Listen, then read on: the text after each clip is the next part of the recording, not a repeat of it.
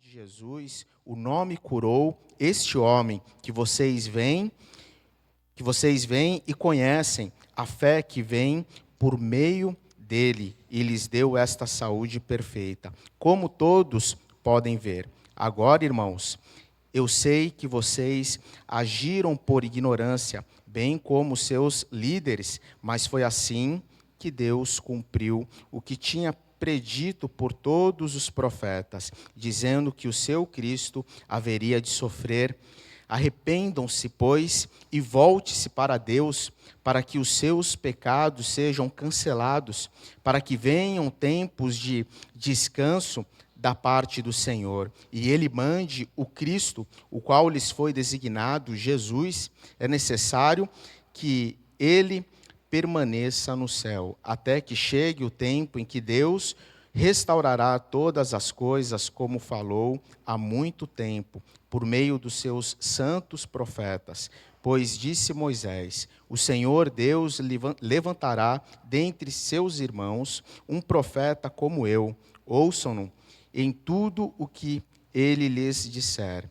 Quem não ouvir esse profeta será eliminado do meio do seu povo. De fato, todos os profetas de Samuel em diante, um por um, falaram e predisseram estes dias. E vocês são herdeiros dos profetas e da aliança que Deus fez com os seus antepassados. Ele disse a Abraão: por meio da sua descendência, todos os povos da terra serão abençoados. Tendo Deus ressuscitado o seu servo, enviou primeiramente a vocês, para abençoá-los, convertendo cada um de vocês das suas maldades. Até aqui. Vamos orar mais uma vez? Senhor, te louvamos, Pai, porque a tua palavra ela é poderosa. Ela tem poder de transformar o homem, tem o poder de restaurar os nossos corações. Somente através do teu Santo Espírito, Pai, o Senhor tem poder para convencer o homem, Pai, da necessidade de arrependimento, da necessidade de conversão, da necessidade de se prostrar e se render diante de Ti, Pai. Senhor, que nessa noite, Pai, a Tua palavra, ela possa penetrar em nossos corações de forma profunda, Paizinho amado, e encontrar terra fértil, Senhor, em nome de Jesus, e que o Senhor possa vir continuar fazendo a Tua obra na nossa vida, como igreja, Senhor, e como indivíduo, Senhor amado, em nome de Jesus. Amém. Amém. Bom, domingo passado, o Jadson esteve pregando. Alguém aqui lembra sobre o que o Jadson falou? Qual foi o tema? Alguém? Sobre unidade, exatamente. Domingo passado, nós aprendemos um pouquinho sobre a história da igreja e vimos como uma das características fortes da igreja a unidade. A unidade não só como o corpo de Cristo, mas uma forma singular de cada um, no sentido de que há a questão da comunhão, da oração, da partilha, da vivência em sociedade, da vivência também de casa em casa. Nós podemos observar um pouco a respeito disso. Mas além da unidade, uma das características também da igreja é nós sermos uma igreja cristocêntrica, onde Cristo está no centro, onde tudo aponta para Cristo, para a sua obra, onde Ele é glorificado, onde Ele é exaltado. E é sobre isso que eu pretendo discorrer um pouquinho, né, e peço para que o Senhor possa estar me usando nesse sentido, que nós possamos ser uma igreja, né, relevante. E uma igreja relevante tem como característica ser uma igreja cristocêntrica, como eu falei. E o crescimento da igreja está diretamente ligado a uma pregação fiel à palavra, onde tem como objetivo e propósito apontar para Cristo, pois dessa forma nós vamos crescer como uma igreja saudável. E as formas que nós podemos utilizar para que a palavra de Deus possa ser destrinchada, para que a palavra de Deus possa ser uma palavra cristocêntrica, é através da EBM, da EBD, através das células, através do discipulado, através do ensino da própria palavra. Essa é uma forma de nós apontarmos para Cristo. E quando se tem uma mensagem antropocêntrica, onde o homem ele é o centro da mensagem, onde ele está em evidência, nós temos a tendência, quando colocamos o homem no centro da mensagem, nós temos a tendência a criar pequenos deuses, temos a tendência de achar que homens são capazes de resolver e solucionar problemas. E, na verdade, esse tipo de ensino, que vamos colocar o homem como algo especial, seja ele um pastor ou um líder, alguém que de alguma forma está em destaque ou em evidência, essa é uma mensagem que ela não é uma mensagem bíblica. Na verdade, é uma mensagem carnal, é uma mensagem diabólica, porque ela tira Cristo de cena e coloca em cena o próprio homem. Então, essa é uma mensagem que ela não é bíblica.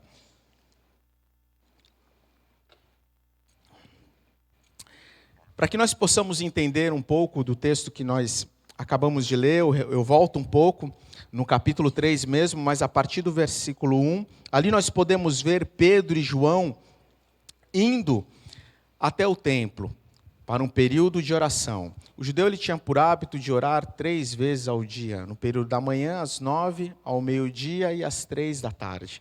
Então Pedro e João estavam subindo em direção ao templo, por volta das 3 da tarde, ali crava, né, falar que é às 3, mas acredito que deveria ser um pouco por volta das 3, ainda mais se era um batista às vezes, né, 5 minutinhos para mais, às vezes ali daquela escorregada, então era por volta das 3 horas, e é interessante porque ele indo, né, ele se depara com uma cena, ele observa que ali na porta daquele templo, havia um aleijado de nascença, que era de costume, ele sempre era levado ali na porta do templo.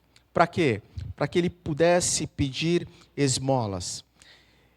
E esse aleijado de nascença, em algumas traduções vai estar aleijado, em outros paralítico e outros ainda coxo. Mas esse aleijado de nascença, ele estava ali, e então ele observa Pedro e João. E é interessante que, ao observar Pedro e João, e ele prontamente, como de costume, ele pede esmola para Pedro e João. E nesse momento, Pedro ele diz algo para esse aleijado. O que o Pedro diz para esse aleijado? Alguém sabe? Exatamente, só que antes de ele dizer, não tenho ouro nem prata, ele diz outra coisa. Ele diz assim, olhe para nós. Observe, lá no versículo 5, olhe para nós. O homem olhou para eles com atenção, esperando receber deles alguma coisa naquele instante. E isso é interessante porque Pedro ele diz isso, tomando para si aquela atenção, aquele homem que estava ali sempre, todos os dias, e de repente para ele era tão comum, e de repente Pedro nesse momento, ele chama a atenção daquele aleijado e diz assim, olhe para nós. Provavelmente aquele aleijado, ele esperava algo diferente, pode ser que de repente esperava uma oferta maior, ou simplesmente ele estava sendo, naquele momento, arrebatado por um olhar diferente. Um olhar que tinha algo realmente diferente, que fazia pensar ele que naquele momento iria acontecer alguma coisa. E então Pedro ele diz, não tenho prata e nem ouro, e o que eu tenho, isso eu lhe dou. Em nome de Jesus Cristo Nazareno, ande. E então, naquela hora, Pedro deu a mão para ele, ajudou ele a levantar, ele deu um salto, se pôs de pé, começou a glorificar a Deus, ele entra pelo pátio ali, começa a glorificar, exaltar o nome de Deus, e todos que estavam ali presentes começaram a observar de uma forma perplexa, ficaram extasiados diante daquilo que estava acontecendo, pois aquele que era aleijado desde nascença estava andando na presença de todos. E com certeza que quando Pedro ele diz, olha para nós, na verdade ele está apontando para Cristo e para o cumprimento da promessa que nós podemos identificar em Atos capítulo 1, versículo 8, naquele momento onde o Espírito Santo é derramado sobre a igreja. E então aquele homem ele é impactado por aquele olhar, por aquela presença de Cristo através da vida de Pedro e de João, do qual o Espírito Santo de Deus foi derramado sobre os seus discípulos, sobre a igreja, sobre o seu povo, para que nós possamos pregar o Evangelho, para que nós possamos ser testemunhas da obra do Senhor. Testemunha daquele que criou todas as coisas, daquele que é o autor da vida, daquele que faz a obra em nossos corações, daquele que nos leva a um arrependimento sincero. Esse é o nosso Deus. Não tenho prata nem ouro, mas o que eu tenho eu lhe dou. Em nome de Jesus Cristo, o Nazareno, ande. Hoje nós temos muito mais prata e ouro do que a centralidade de Cristo em nossas vidas, que é de fato o que transforma. Somos tão acostumados muitas vezes da janela do nosso carro, ou às vezes na padaria como nós vamos, porque falar a verdade, é muito mais fácil a gente simplesmente tirar algumas moedas e de repente dar para alguém que está pedindo ou para um necessitado, do que de repente desferir a ele um olhar de compaixão, um olhar que venha promover a transformação. O trabalho da ABU, é isso? O trabalho da ABU, eu fico imaginando que é algo maravilhoso. Agora há pouco eu estava na universidade e realmente as universidades são carentes de trabalhos como esse. Porque, de fato, dá trabalho. Que o Senhor realmente os capacite, derramando dom sobre a vida de vocês, surpreendendo vocês, que vocês possam ser, ao mesmo tempo, aquelas pessoas que partilham da palavra e, ao mesmo tempo, se sintam impactados por aquilo que Deus está fazendo através da vida de vocês, porque, de fato, é para isso que o Senhor Ele nos chama, para que nós possamos ser canal de bênção.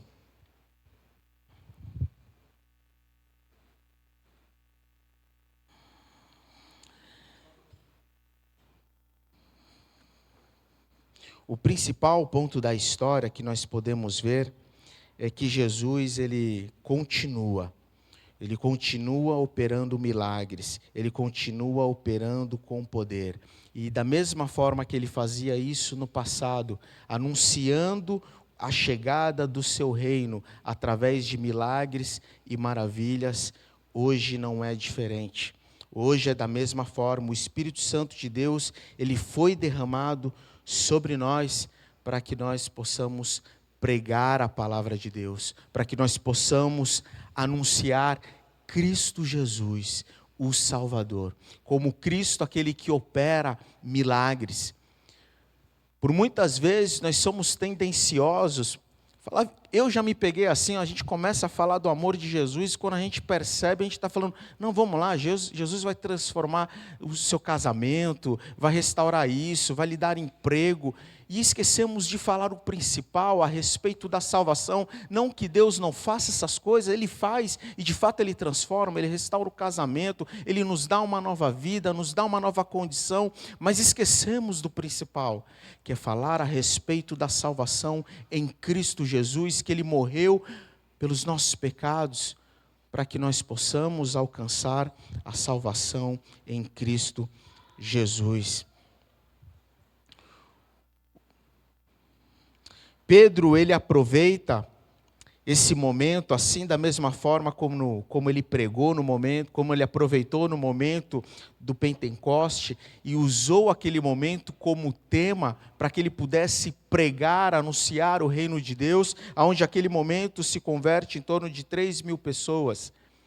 E nesse segundo momento ele aproveita também essa obra, esse milagre, esse desfecho para que ele pudesse anunciar o reino de Deus e levar as pessoas ao arrependimento. e ali também se converte em torno de 2.000 pessoas. Pedro, ele desvia o olhar da multidão que estava atenta, perplexa em relação ao milagre, por ver aquele homem que de repente não andava e que de repente começa a andar. Ele desvia o olhar da multidão que estava conectada naquele do qual milagrosamente passava a andar naquele momento. E é interessante porque essa mesma multidão passa a olhar para Pedro como aquele que, de alguma forma, era diferenciado, como que se o próprio Pedro tivesse capacidade de fazer algo. E ele fala, não fui eu, foi Cristo. Cristo que transformou, Cristo, o nome dele tem poder, é o nome dele que curou, o nome dele que transformou. E então ele aponta a obra, o milagre, para Cristo. É interessante porque semana passada, enquanto Jadson ele pregava, ele chamou, talvez eu fale o nome errado, mas eu vou arriscar mesmo assim, Débora. Foi Débora que ele chamou para dar um testemunho. Que testemunho tremendo. Não tem como não glorificar o nome do Senhor, não tem como não exaltar Jesus Cristo diante daquela obra. Algo tremendo.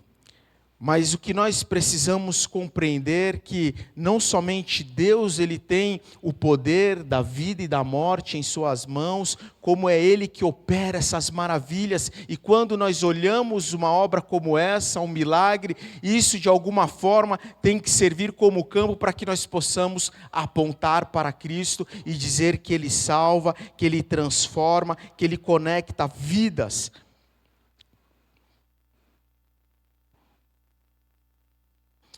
O cristianismo não é uma nova religião. A mensagem de Cristo trata do Deus de Abraão, de Isaac e de Jacó. É Ele quem promove a transformação em nossas vidas, assim como fez na vida da Débora, e é onde nós olhamos, glorificamos o nome do Senhor, exaltamos o nome daquele que dá condição, que oferece a vida eterna para cada um de nós. E é nisso que nós precisamos refletir a necessidade que nós temos como povo de Deus de olhar para dentro de cada um de nós e observar como está a nossa vida. Como nós estamos caminhando.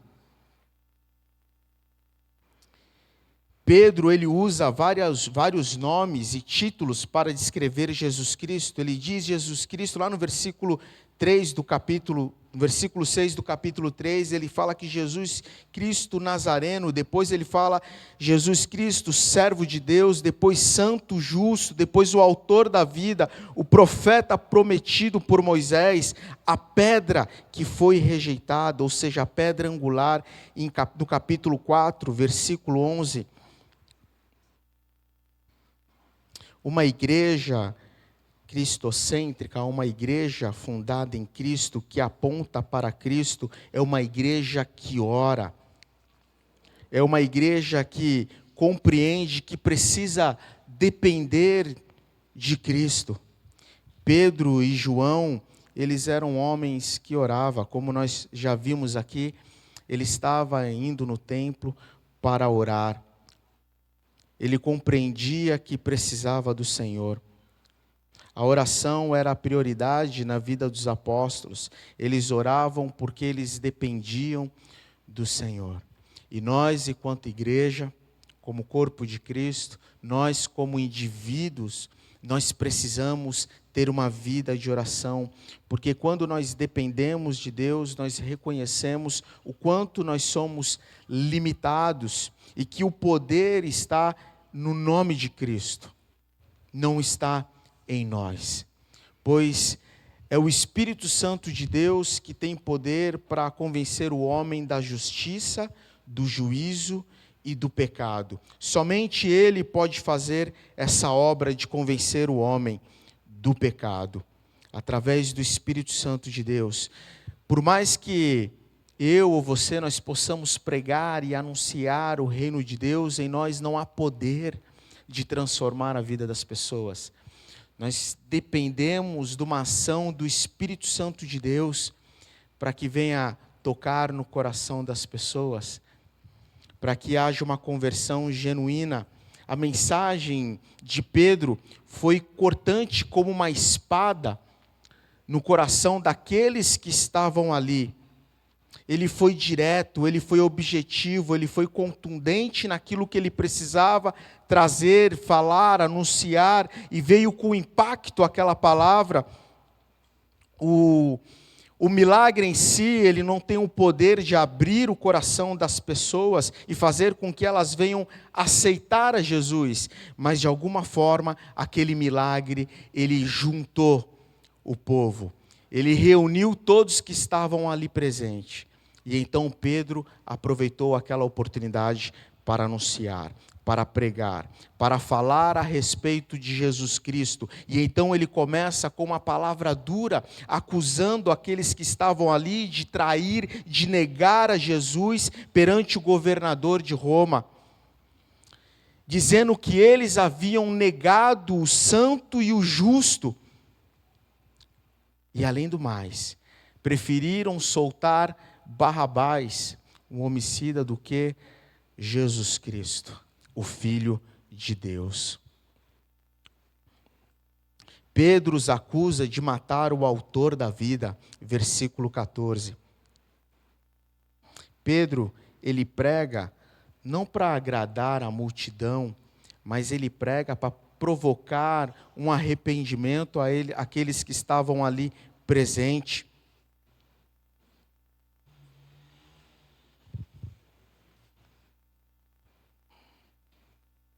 Ele tinha plena consciência de que aquele milagre público que ocorreu ali aos olhos de todos foi algo que foi provocado por Jesus. Aquele milagre serviu para, de alguma forma, provocar fé no coração daqueles que estavam ali e deixar eles, de alguma forma, mais sensível. Mas Pedro prega arrependimento. Um homem cheio do Espírito Santo de Deus anuncia uma palavra que vem de uma forma dura ao coração daqueles que estavam ali, mas produz fruto de transformação. Temos por hábito de adorar ou contemplar pessoas que estão em evidência, seja um líder, seja do mundo gospel, do meio político, ou alguém que de alguma forma a gente evidencia que é mais próximo, mais íntimo de Deus, dentro da nossa concepção. Nós temos por hábito de adorar essas pessoas, de contemplar, de atribuir a elas algum tipo de poder, como que se elas pudessem fazer algo além daquilo que de repente qualquer um de nós poderíamos fazer.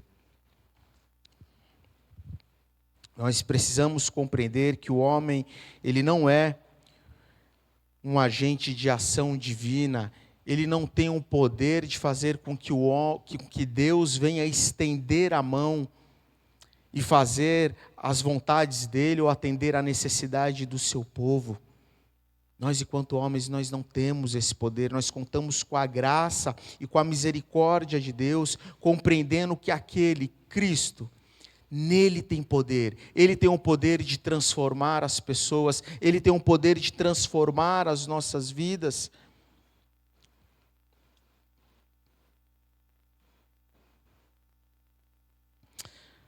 E é interessante porque quando a gente observa o texto, nós vamos ver que aí chega em um momento, Pedro ele começa a diminuir o tom, dizendo que aqueles que acusaram Jesus Cristo, aqueles que condenaram Jesus Cristo, ele começa a diminuir o tom e começa a dizer, fizeram isso, mas fizeram isso por ignorância, por não conhecerem as Escrituras.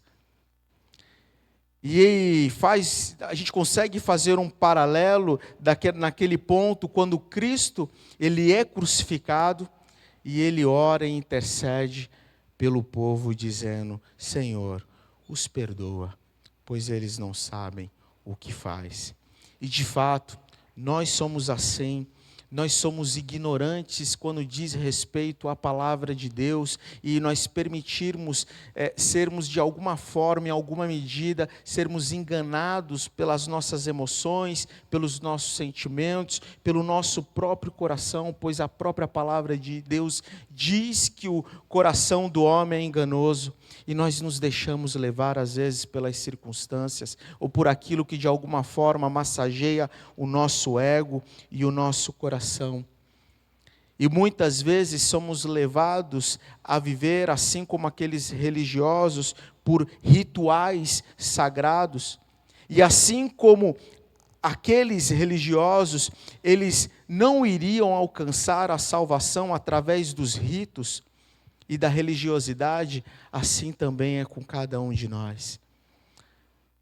Não adianta nós criarmos performances ou sistemas ou métodos para que a gente possa, de alguma forma, estar mais próximo de Deus, se nós não tivermos um coração sensível, um coração quebrantado, e compreender que um relacionamento com o Senhor é muito mais do que simplesmente um ritual. Senão nós vamos criar um paralelo como que se fosse uma reza, um ritual, algo, uma vida, um comportamento como que se fosse um ritual. Hoje eu preciso ir para a igreja. Então eu pego minha Bíblia, vou. Hoje eu preciso ir para a célula. Opa, hoje tem reunião de oração. Ter uma vida de relacionamento e intimidade com o Senhor é muito mais do que isso. É nós compreendermos, é nós permitirmos com que a sua palavra venha transformar as nossas vidas. É nós aproveitarmos esses ambientes de exposição da palavra de Deus, seja na EBM ou na EBD, ou através das células, nós aproveitarmos e colocar o nosso coração à prova e nos permitirmos ser transformados pela palavra de Deus que está sendo ali exposta, que está sendo ministrada. Que nós possamos dizer: Senhor, som do meu coração, não permita com que eu venha viver na mesmice, mas que o Senhor possa impactar a minha vida todos os dias através da Tua palavra. Que eu não venha viver de uma forma religiosa ou praticando rituais, mas pelo contrário, que eu possa buscar um relacionamento íntimo com o Senhor, porque eu entendo, Senhor, que o Senhor é um ser relacional. Que nós possamos ter isso, que nós possamos permitir com que esse comportamento venha queimar os nossos corações, porque a verdade é que pelo fato de, às vezes, estarmos convertidos, ou pelo fato de ter tomado uma decisão por Cristo Jesus, há muito tempo atrás, não nos permitirmos a ter certos tipos de reflexões, do tipo: como está a minha vida? Como eu estou tratando as pessoas ao meu redor? Como está a minha casa? Quando eu abro a palavra de Deus e examino a minha conduta ou a minha família com a exposição da palavra de Deus. Será que Cristo está no centro da minha família? Cristo está no centro das minhas condutas? Será que o meu testemunho condiz com aquilo que eu observo o meu mestre nos evangelhos? Para aqueles que tiveram ontem, não vou dar spoiler, não vou falar sobre o filme, mas vão ver o filme. A Ford é um filme muito bom, eu acho que nos ensina bastante, né? Então, que nós possamos refletir sobre isso.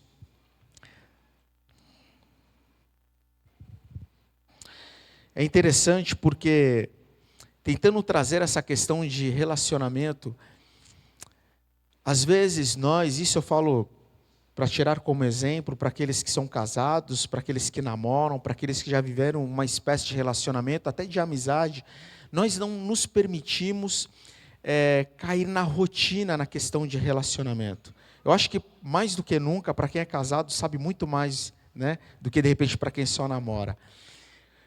Nós não nos permitimos. Quando a gente percebe que na relação a dois está entrando numa rotina, tu vê que aquela mesmice, a gente geralmente um olha para o outro e fala: opa, precisa mudar. Está caindo na rotina, na mesmice. nós não nos permitimos, e às vezes nós vamos ver pessoas se divorciando, namoros sendo desfeitos, amizades sendo quebradas, porque caíram na rotina, na mesmice. Mas por que eu digo isso? Porque muitas vezes nós nos permitimos entrar num relacionamento com o Senhor dessa forma, na mesmice. Sabe aquela coisa que, não é isso, vai, vamos lá, na mesmice, mas nós precisamos compreender que o relacionamento com o Senhor, ele precisa ser dinâmico. Nós precisamos dizer, Senhor, me surpreende. Senhor, me surpreende, Deus. Me acorda de madrugada, sabe, queima meu coração, que eu possa passar na rua e olhar uma pessoa lá e olhar de uma forma diferente, que o Senhor possa arrebatar o meu coração na sala de aula, na universidade. Eu fico pensando, né, o que faz uma pessoa da universidade já com um monte de atribuições da faculdade e de repente fala assim, não, agora eu vou pregar o evangelho aqui. Cara, isso é fascinante, isso é milagre, isso é algo sobrenatural, cara, é algo sobrenatural, é algo que sai da curva, gente, é algo que é fora, sabe? Tu olha assim e fala, gente, é algo tremendo. Nós precisamos nos permitir ser surpreendido pela palavra de Deus nesse sentido. E parar de pensar ou achar que sempre a resposta vai vir do outro. A resposta é Cristo.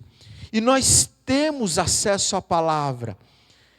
Cristo Jesus, a esperança da glória, é Ele que transforma vidas através das nossas vidas. Em um momento que Pedro, a multidão queria de alguma forma exaltar Pedro, atribuir a ele o milagre, os fatos, os acontecimentos, ele aponta para Cristo, ele diz, não, de mim não, é Cristo que transforma, é Cristo que opera, nós somos simplesmente canal de bênção, servos do Senhor, aquele que se coloca em condições para que o Senhor possa estar usando. E aí a pergunta que eu faço para você e para mim também, porque pode ter certeza que primeiro, antes de tudo, a palavra ela falou de uma forma tremenda ao meu coração. De que forma você tem permitido com que Cristo venha ser o centro, venha estar na sua vida como prioridade?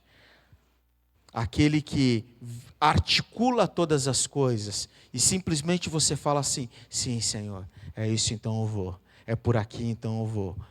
De que forma você tem cooperado com a obra de Deus nesse sentido, nesse viés?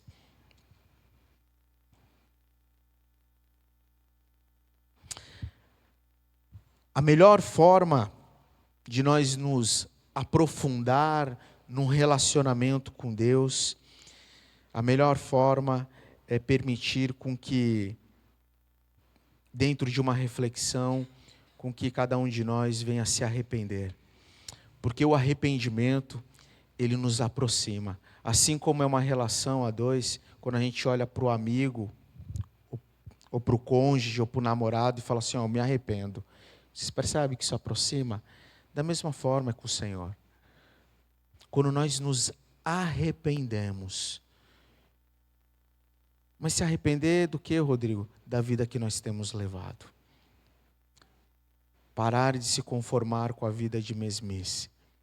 E parar de justificar que hoje não, Senhor. Mas quem sabe em um momento lá na frente, quando eu terminar minha faculdade, quando eu terminar minha pós, quando eu arrumar um emprego que de repente me dê mais tempo, ou quando os meus filhos crescerem, porque eu vou ter um pouco mais de tempo, né, Senhor? Nós temos que parar de dar desculpa e nos apresentar diante do Senhor com o coração arrependido, porque nós só temos aqui, nós só temos essa vida e essa única oportunidade e essa única chance de pregar Cristo Jesus como Senhor e Salvador. Eu já tenho por entendimento que eu já passei da metade da minha vida, ou seja, o que vem daqui lá para frente já vivi a metade, ou seja, já tenho mais tempo e tenho menos para cá, né?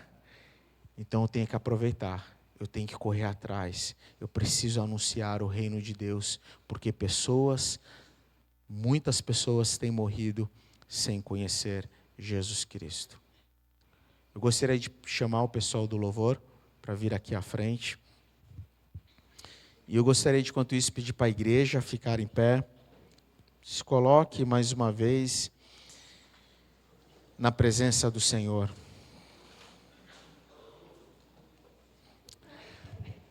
Vou pedir para você que também está em casa, aproveite esse momento para você refletir sobre tudo isso que foi dito aqui, sobre como você tem levado a sua vida, e da mesma forma aqui na igreja, que você possa pensar como você tem conduzido sua vida, de que forma você tem levado sua vida. Se você tem levado sua vida pensando somente em si, isso se chama egoísmo. É viver a vida de uma forma egoísta e você não compreendeu o que é reino de Deus. Você não vive uma vida onde a centralidade é Cristo, quando nós vivemos uma vida para si. Nós podemos sair daqui nessa noite pensando de duas formas. Nós podemos sair daqui nessa noite pensando de duas formas. Você pode pensar, acho que eu não preciso me arrepender de nada. Essa é uma forma que você pode sair daqui pensando. Eu não preciso me arrepender de nada, Rodrigo. Eu já venho aqui todos os domingos, até participo de uma célula, então entendo que eu não preciso me arrepender de nada. A outra forma que você pode sair pensando daqui é dizendo que já está cansado de tanto pedir perdão para Deus sobre determinada coisa, ou de repente de tanto já tentar ajustar algumas coisas na sua vida. Você também pode sair daqui pensando dessa forma. Para aquele que pensou, que de repente acha que não precisa, não necessita se arrepender de nada, em 1 João capítulo 1, versículo 8, vai dizer: se afirmamos que estamos sem pecado, enganamo-nos a nós mesmos, e a verdade não está em nós. Para o segundo, vai dizer, lá no versículo 9, dando sequência, vai dizer: se confessarmos os nossos pecados a Deus, Ele é fiel e justo para cumprir a sua promessa. Ele irá nos perdoar e nos purificar de toda injustiça.